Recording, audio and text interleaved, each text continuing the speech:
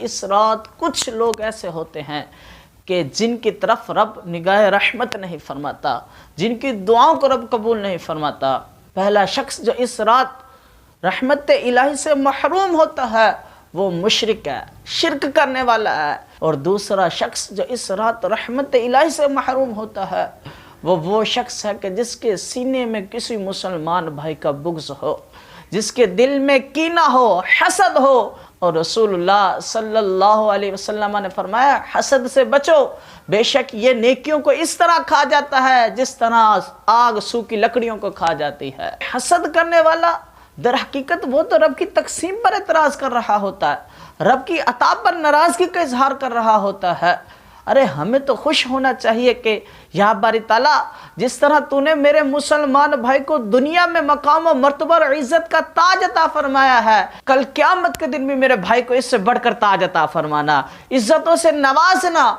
ہم بجائے اس کے خوش ہوتے ہم اس سے حسد کرنے لگ جاتے ہیں، ہم رب کی تقسیم پر اعتراض کرنے لگ جاتے ہیں، رب کی عطا سے نہ خوش ہو جاتے ہیں۔ اور تیسرا شخص جو اس رات بھی رحمت الہی سے محروم رہتا ہے وہ شخص ہے جس نے کسی کو نہ حق قتل کیا ہو۔ قتل شریعت میں سب سے بدترین جرم ہے۔ ارے بتاؤ اس سے بڑھ کر اس کی اور کیا مذمت ہو سکتی ہے کہ اللہ وحدہ لا شریک نے فرمایا جو شخص کسی کو نہ حق قتل کرے گویا کہ اس نے تمام جہان کے لوگوں کو قتل کر دیا۔ آج مسلمانوں کی حالت یہ ہے کہ محض علاقائی، لسانی، سیاسی، گروہی اور مذہبی اختلافات پر ایک دوسرے کو نہ حق قتل کرتے ہیں۔ آئے روز بوری بند لاشیں ملتی ہیں۔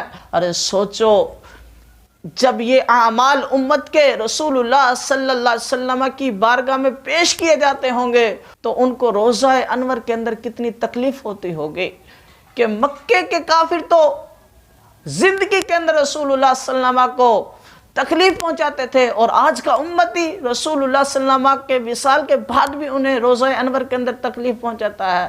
چوتھا شخص جو اس رات رحمت الہی سے محروم ہوتا ہے وہ شراب کا عادی ہے، شراب پینے والا ہے۔ پانچواں شخص جس کو اس رات رحمت الہی سے حصہ نہیں ملتا، جس کی رب دعاؤں کو قبول نہیں فرماتا، وہ والدین کا نافرمان ہے۔ چھٹے نمبر پر وہ شخص ہے جو زنا کا عادی ہو۔ زنا ایسا عمل ہے جس سے پورا معاشرہ بے راہ روی کی راہ پر چل پڑتا ہے، قتل و غارت کا شکار ہو جاتا ہے۔ ہر انسان کو اپنی عزت اور جان کی فکر لاحق رہتی ہے۔ جس معاشرے کے اندر زنا عام ہو جائے وہ معاشرہ جو ہے وہ جانوروں سے بھی بدتر ہو جاتا ہے۔ ساتویں نمبر پر جو شخص اس رات رحمت کی نگاہ سے محروم ہوتا ہے، جس کی دعائیں قبول نہیں ہوتی، وہ شخص ہے کہ جس نے اپنے رشتہ داروں سے قطع تعلق کی ہو۔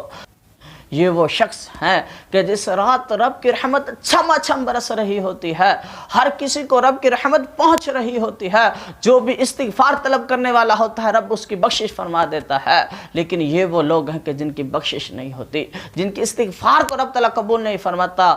ہاں ایک طریقہ ان کا ہے، وہ یہ ہے کہ اگر یہ سچے دل سے رب کی بارگاہ میں گڑ گڑائیں، رب کی بارگاہ میں آ جائیں تو رب تعالیٰ ان پر ضرور کرم فرماتا ہے۔ میرے بھائیو یہ وہ رات ہے جو اپنے رب کو راضی کرنے کی رات ہے۔